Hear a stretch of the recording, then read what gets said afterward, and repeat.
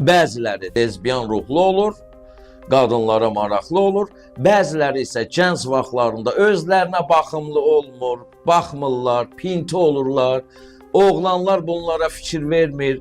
Başqa qızlar kimi bunları sevən olmur və başlayırlar kişilərdən sanki bir qisas almağa, nifrət etməyə. Xarici təşkilatlar da bunları seçir, bunlara qıran dayırır və qarşılarına öhdəlik qoyur ki, sıralarınızı genişləndirməlisiniz. Qrant müqabilində, pul müqabilində Azərbaycanın yelbeyin, üzr istəyirəm, başıboş, əyləncə, gecə azarkeşlə olan cılız dırnaq arası qadıncıqazları ələ alıb, güya Azərbaycanda qadın hüquqlarını qoruyurlar. Kəramət Böyükçöl onların səs yazılarını paylaşmışdı. Bunlar faktdır. Məqsədləri nədir? Qadın tutalım, kafedə, metroda birindən xoşu gəlsə, üzr istəyirəm, gedib onunla gecələməlidir və bu normaldır. Həyat yoldaşı da buna qarışa bilməz.